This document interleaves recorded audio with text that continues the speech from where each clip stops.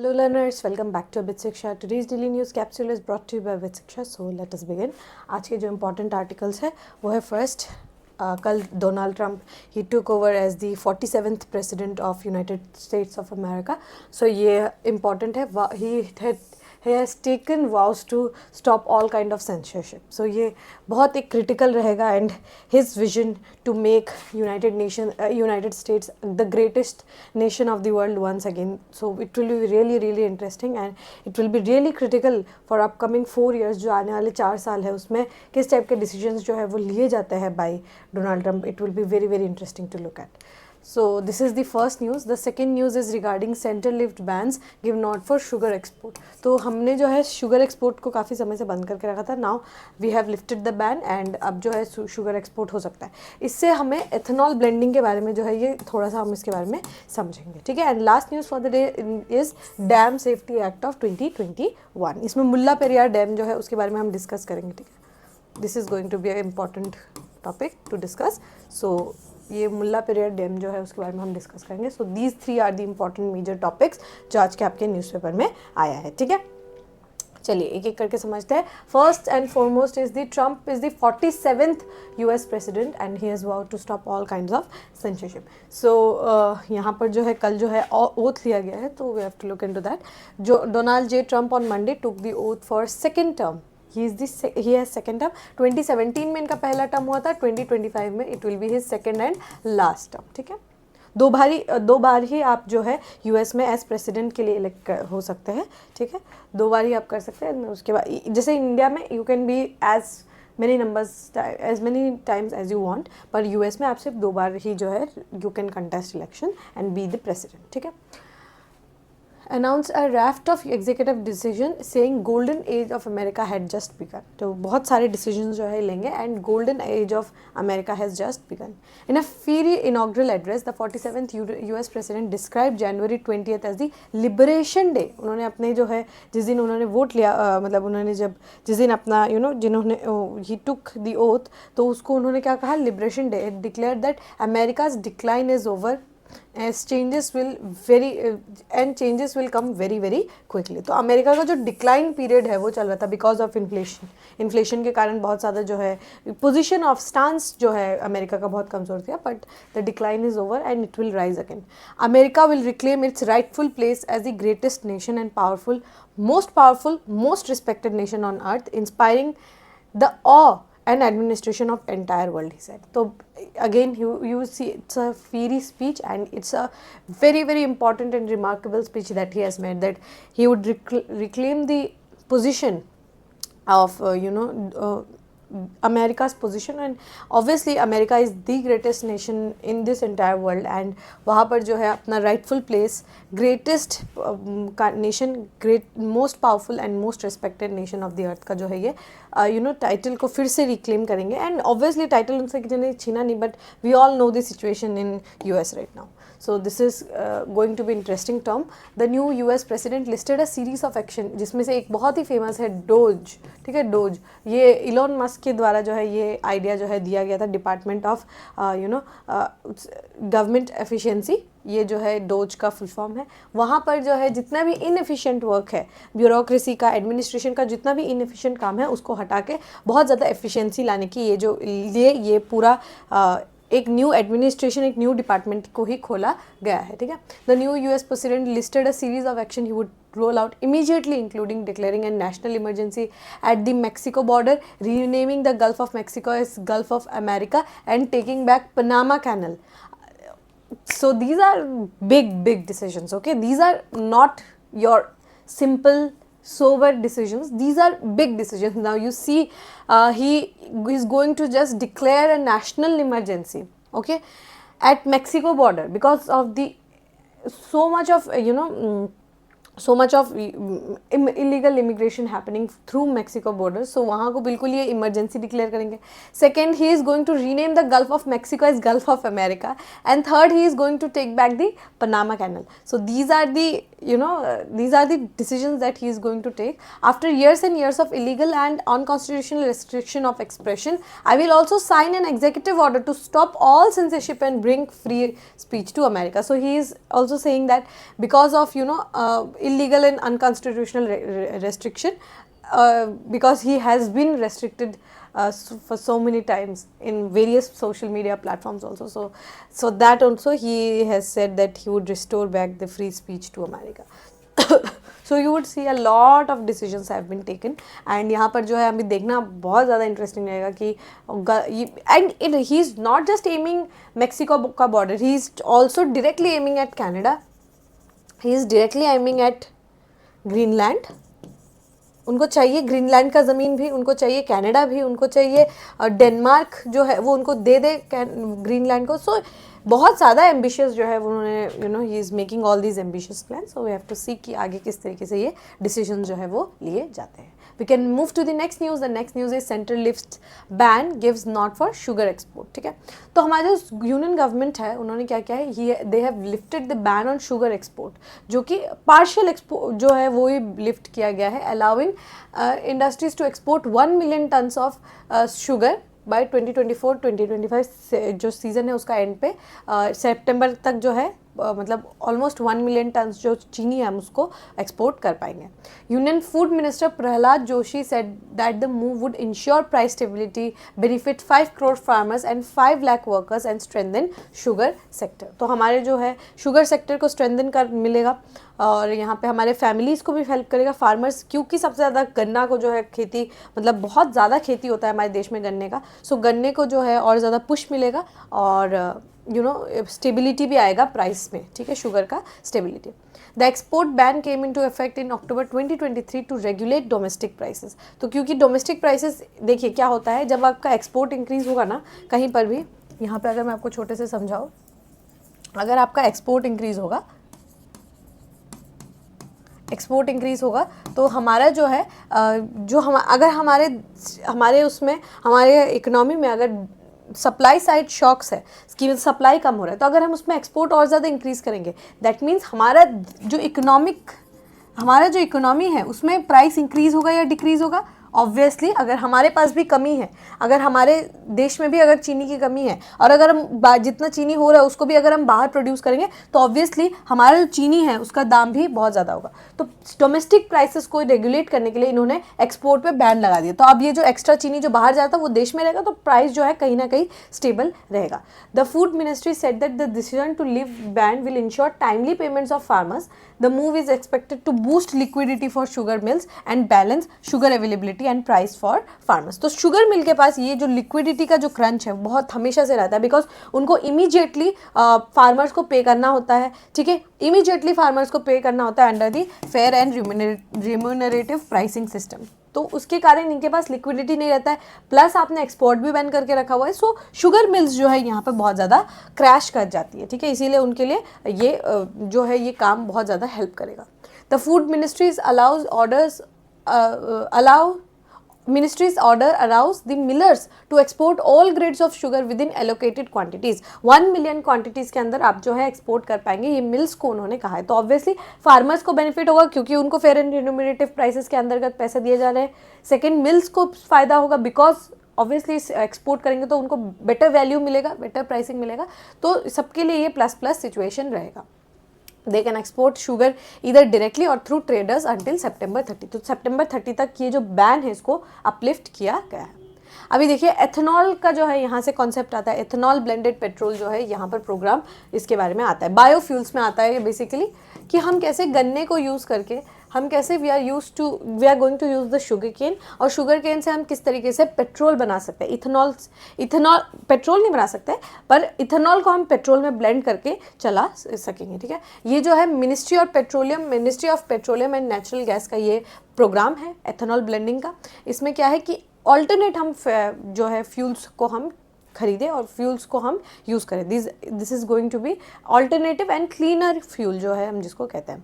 The programme जो है ये पूरे इंडिया में जो है हर तरफ जो है इसको एक्सटेंड किया गया है, बस अंडमान एंड निकोबार और लक्षद्वीप को छोड़ के. ठीक है, तो यहाँ पर क्या है, ऑयल मार्केटिंग कंपनीज जो है ना ये क्या करेंगे, पेट्रोल ब्लेंड करके और इथेनॉल को E10 मतलब क्या है इथेनॉल 10% इथेनॉल एंड 90% पेट्रोल. तो हमारा जो है पेट्रोल का थोड़ा सा कम होगा यहाँ पर. अगर आप एक सिंगुलर एंटिटी में देखेंगे तो it is going to be 10%, but अगर आप बहुत barrels and barrels of petrol में देखेंगे तो ये बहुत ज़्यादा हमारा जो इम्पोर्ट बिल है उसको रिड्यूस करेगा, और बहुत ज़्यादा जो है ये जब हम एमिट करता है बिकॉज ग्रीन हाउस गैसेज, तो ग्रीन हाउस गैसेज एंड धुआं जो है उसमें भी कार्बन जो है वो थोड़ा कम होगा। तो it is going to be a very clean fuel, not very but बहुत कंपेरिजन में it is going to be cleaner, ठीक है। All India average blending of ethanol project has risen from 1.6 to 11.8%, ठीक है। तो 2013 से 2022 तक अगर देखें तो ऑलमोस्ट 10x इंक्रीज जो है हमें देखने को मिल रहा है। India's goal is to grow the ratio by 20% by 2030। हम जो है 20% ब्लेंड करना चाहते हैं इथेनॉल को विद पेट्रोल। अभी फिलहाल तो हमने E10 अचीव कर ही लिया है, पर हम 20% ब्लेंड करना चाहते हैं। नीति आयोग का जो इथेनॉल रोड मैप है 2021 में, इसमें बोला है कि हमने जो है 2023 से इसको एडवांस करके, बिकॉज हमने अचीव तो कर ही लिया है, हम पहले क्या प्लान था कि E10 हम अचीव करना चाहते हैं 2025 तक, मतलब इस साल तक हम जो है E10 को अचीव करना चाहते थे, लेकिन हमने ये 2023 में ही कर लिया था। E10 को हमने 2023 में ही अचीव कर लिया था, तो अब हम चाहते हैं कि हम E20 अचीव करें 2025 तक। समझ में आया? तो इसीलिए यहाँ पे लिखा हुआ है कि हमने जो है अपना डेडलाइन को ही एडवांस कर दिया। पहले 2030 था, अब इट इज़ 2025, ठीक है। 20% ऑफ इथेनॉल जो है 20% of by 2025-26 would mean producing some 1000 crore litres of ethanol for blending with petrol. तो इससे क्या होगा, ब्लेंडिंग अगर इतना ज़्यादा हम प्रोड्यूस करेंगे तो समझिए क्या क्या होगा। ऑब्वियसली एक पहला तो है क्लीनर फ्यूल्स है, दूसरा क्या है वर्क मिलेगा, तीसरा क्या है इंफ्रास्ट्रक्चर प्रोजेक्ट्स खुलेंगे, चौथा क्या है न्यू बहुत सारा जॉब क्रिएशन होगा। तो ये सारी चीज़ें जो है अगर एक कंपनी या फिर एक प्रोजेक्ट होता है तो उससे बहुत लोगों को बहुत ज़्यादा फ़ायदा होता है, ठीक है। बेनिफिट्स क्या है, रिड्यूस करेगा सबसे पहले तो इंपोर्ट बिल, जैसे मैंने आपको बताया कि पेट्रोल हम थोड़ा कम मंगवाएंगे। इन्वायरमेंटल प्रोड्यूस जो है उसको कम करेगा। इंक्रीज फार्म इनकम, क्योंकि ये तो शुगर केन से आ रहा है, गन्ने से आ रहा है, मोलासिस का यूज़ करके हम इसको यूज़ करते हैं, तो फार्मर्स को भी यहाँ पे फ़ायदा होगा। और फोर्थ क्या है, ये जो है मैन्युफैक्चरर्स, अगर हमने डिमांड ज़्यादा किया तो मैन्युफैक्चर ज़्यादा होगा। डिमांड सप्लाई जो है याद करिए, तो अगर हमने डिमांड ज़्यादा किया तो ऑब्वियसली सप्लाई भी ज़्यादा होगा, तो फार्मर मैन्युफैक्चरर्स का भी अर्निंग होगा या फार्मर्स का भी अर्निंग होगा। यहाँ पे इन्वायरमेंटल पॉल्यूशन भी कम होगा, ठीक है, और इम्पोर्ट बिल भी हमारा बहुत ज़्यादा रिड्यूस होगा। So these are the benefits that comes with ethanol blending. But there are some negatives also कि इथेनॉल जो है थोड़ा सा एक्सपेंसिव है, 50-60 पर लीटर है अभी, तो थोड़ा ज़्यादा एक्सपेंसिव है। दूसरा क्या है कि वो थोड़ा जो व्हीकल्स है उसको मॉडिफाई करना होगा। मैं एग्जैक्टली मतलब अभी जो व्हीकल्स चल रहे हैं उसमें ना हो उस टाइप का ब्लेंडिंग जो करके चला सके, उस टाइप का मे बी वो मॉडल ना हो, और वो मॉडल को किस तरीके से इम्पैक्ट करेगा, मे बी वो ख़राब भी कर सकता है इंजन वगैरह को। तो ये सारी चीज़ें भी उसी के साथ एसोसिएटेड है, but on a greater scale if you see ethanol is a very very good project, ठीक है। इथेनॉल इसीलिए हमारे जो गवर्नमेंट है उनका फोकस भी इथेनॉल ब्लेंडिंग पे काफ़ी ज़्यादा है, ठीक है। सो होपफुली आपको ये टॉपिक जो है समझ में आ गया होगा। We can move to the last news. The last news is regarding the dam safety act of India at Mulla Periyar, ठीक है। मुल्ला पेरियार जो है डैम है, दिस इज द डैम, ठीक है। तो late us look at the news कि क्या न्यूज़ जो है वो आया है। The Supreme Court on Monday orally asked the states of Tamil Nadu and Kerala to address it whether the supervisory committee formed by court would be more effective in taking care of 129-year-old Mulla Periyar Dam, or the job must be given to a statutory committee under the new Dam Safety Act, ठीक है। तो यहाँ पर बोला है इन्होंने यहाँ पर क्वेश्चन पूछा है, ठीक है। सुप्रीम कोर्ट ने यहाँ पे क्वेश्चन पूछा है कि क्या ये जो 129-year-old मुल्ला पेरियार डैम है, ये this dam has been made by Britishers. तो ये जो मुल्ला पेरियार डैम है ये क्या है, कोई एक स्टैट्यूटरी कमिटी को देना चाहिए under the dam safety act of 21। और यहाँ पर क्या है कि जो कमिटी है, जो कोर्ट ने कमिटी बनाई है, वही क्या ये डैम को मतलब मेंटेन करके रख सकेगी। Which of them will be more effective, ठीक है। Which of these committees would be more effective if it is the statutory committee under the 2021 act, then we can avoid overlaps and avoid unnecessary problems. तो dam safety act जो है उसके तहत जो है committee जो है वो बनाई जा रही है, ठीक है। डैम सेफ्टी एक्ट के तहत जो है कमिटी बनाई जा रही है। तो अगर वो कमिटी जो है वो स्टैट्यूटरी जो कमिटी है, अगर इस डैम का जो है टेक केयर कर सकते हैं, देन ये जो गवर्नमेंट ने जो जुडिशरी ने जो कमेटी बनाई है उसको हम हटा सकते हैं, बिकॉज दो बॉडीज़ का ओवरलैपिंग के कारण बहुत ज़्यादा मिसमैनेजमेंट जो है ये हमने होते हुए देखा है।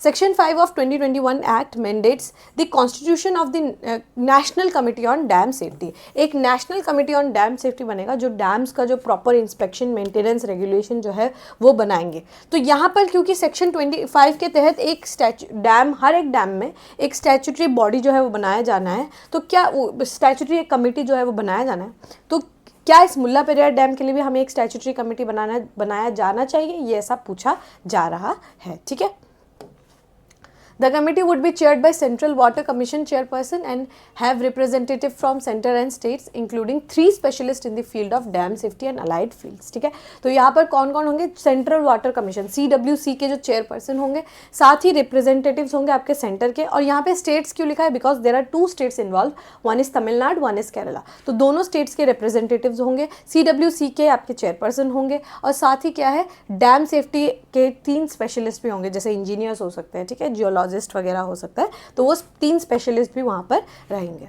The committee's crucial function under Section 6 would include evolving policy, guidelines, standards for disaster-related dam failures and maintain safety standards। Obviously एकदम स्टैंडर्ड काम है उनका कि क्या है कि हमें पॉलिसी बनाना होगा, गाइडिंग स्टैंडर्ड्स बनाना होगा, गाइडलाइंस बनाना होगा, ठीक है, डिज़ास्टर को रोकना होगा, प्रिवेंट करना होगा, डैम फेलियर्स को जो है वो प्रिवेंट करना होगा, तो ये सब चीज़ें।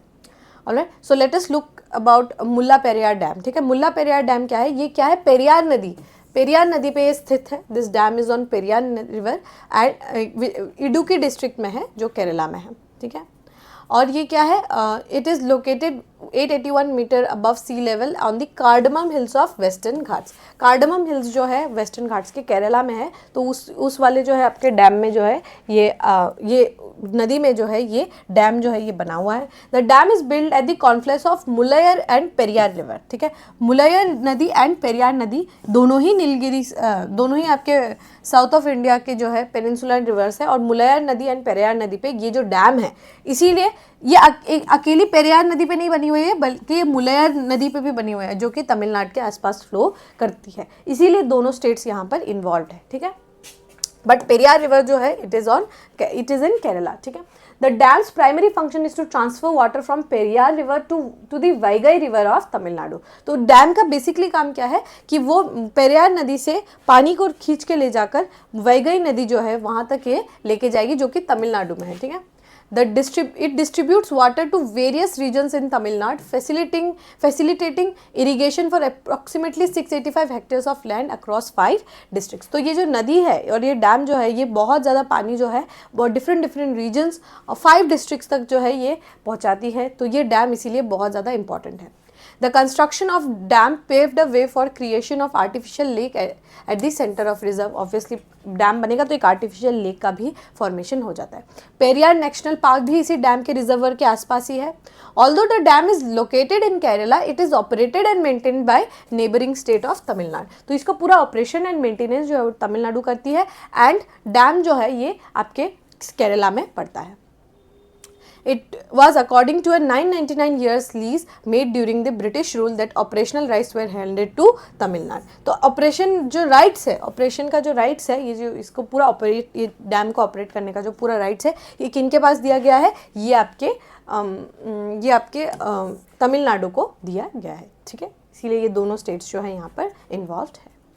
ऑलराइट, सो होपफुली आपको ये टॉपिक जो है समझ में आ गया होगा अगर about Mulla Periyar dam. So because it is in news, again you have a very high chance, और ये टॉपिक जो है आपके लिए बहुत ज़्यादा इंपॉर्टेंट हो जाता है। ठीक है, alright, with this we have come to end of today's daily news discussion. If you have like this discussion, don't forget to give a like and write down in the comment section. We will meet in the next discussion. Till then, take care and thank you.